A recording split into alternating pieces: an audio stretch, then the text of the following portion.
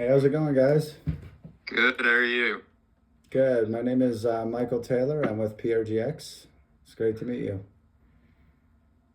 Yeah, good to meet you, Michael. And I'm Jim Albrecht from PRGX. Hello, Anna. Hey, Hello, Anna. Hey. How are you doing? Hello, how are you? I'm doing well. I have to ask where you're from. I love the accent. Yes, I'm from Argentina. Wow. Vivi, I have to speak in Spanish. Vivi en Córdoba por Ah, algunos años. I lived in Córdoba, right in the middle of the country. And I love Argentina. The people there are amazing. Um, I have a lot of fond memories about being down there. So, okay, great. which part of the country are you from? I live in San Nicolas, that is a city that is near Rosario. Maybe you know Oh, Rosario. yeah. That's a beautiful place. Yes, it's not so far from Cordoba. It's not too far, correct. No. So it's great to meet you guys. Would love to maybe have you introduce yourselves and maybe give us a project background. I'm an account executive with PRGX, by the way. I've been here for a couple years. Jim Albrecht's been doing this for what, 20 plus years on the contract compliance side? I don't want to date myself too much, but it's about 17, at this point. So so I lead the contra compliance practice for PRGX globally, and so we've got 90 people that are fully dedicated to contra compliance on my team that are located in 5 continents. We're all over the place, different language capabilities, cultural backgrounds, and so forth. And so we're ready to deliver for our client. oh, that's Go ahead, Nick. new.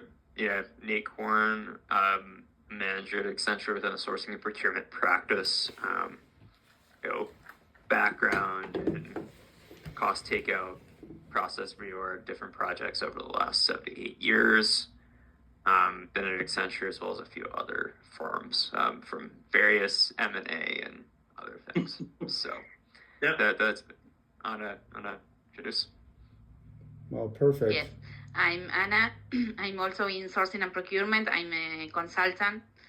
I am quite new in Accenture. I have more background in purchasing execution in a global steel company here in Argentina. Very cool. Maybe we'd love to understand your relation. So Go ahead. we can I give can you. hear you. Oh, can you hear me now? Yes, I Yeah. can. Okay. All right. Yes, I can give some background for you, Mike and Jim on then where we are. I know I spoke briefly with Christoph, who has some connections, across our practice. Essentially, Anna and I are part of a team doing a global engagement, a holistic transformation program, um, you know, third-party cost takeout and overall procurement transformation are part of that scope. And, we've been asked to look across their supply base and identify opportunities for cost takeout. Most of that comes down to your, traditional negotiations on pricing, demand management, RFP proposals, and strategic sourcing. And one of our work streams, what's kind of really come to a head as we were working through one of the strategies is there was a vendor with significant escalations on performance.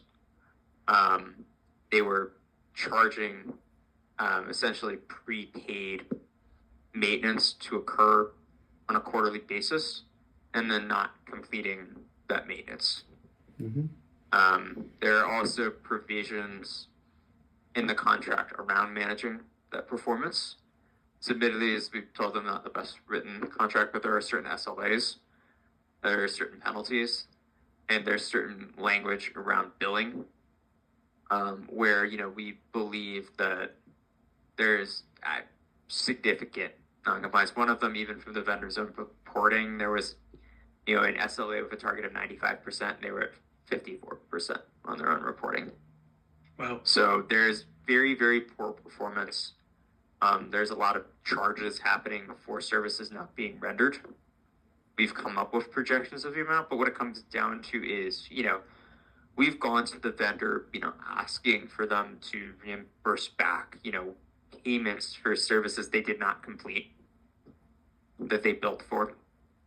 And then kind of what we've looked into the contract is like, there's not as much teeth as one would like in this, but there's an audit clause going back 3 years.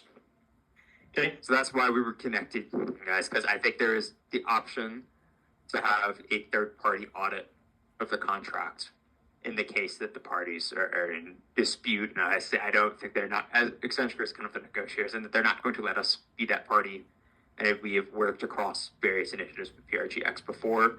So that's why I was connected with Christoph there. So that is the situation where we've kind of put to the vendor, essentially, like, we need to figure something out because we know there's something wrong here. You've admitted there's something wrong here.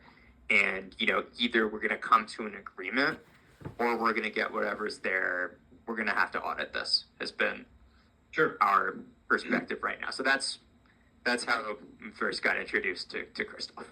So when it comes to our contract Oh, compliance, Mike, we're not hearing you. oh, you're not hearing me at all? Hold on a second. That's better. Yeah, now we can. That's better. You just needed the headset. Okay. What I was going to say to you is with contract compliance, we can work with you on those SLAs. We can look at pricing. We can look at terms and conditions. We can hold suppliers accountable, right, for those different areas and help recover money.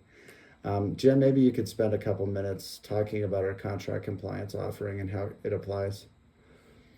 Yeah, so are you more interested in the process or in the output, or what? Like, where would you like? Let's talk through the process and I think the process. Process. Okay, so first of all, what we would do is, since we've already identified the supplier, what we would do is ask for an introduction to the supplier, and then we would kick off the work with them directly, and we would ask them to supply line level detail data for all of the transactions within the audit scope period. So going back 3 years or whatever the audit clause allows us to do, as well as copies of all the agreements that they have as well. So that would be, going back to 3 years, so not just the current agreement, but all of the agreements. So we can actually look to then ingest that into our proprietary tool that would then identify, where are the specific commercial terms that we would want to be testing, to identify, that would come up with an audit test plan that says these are the areas that we want to test,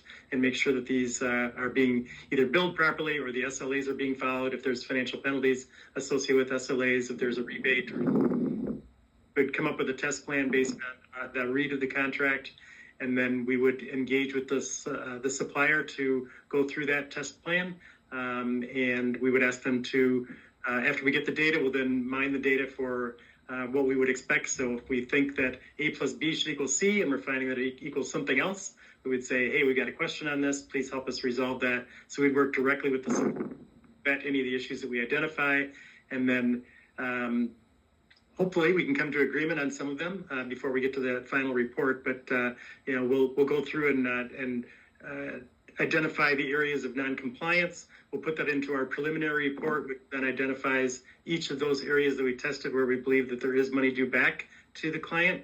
And this would then be a write-up that also includes a valuation of the issue and a summary of what the supplier's perspective is on that.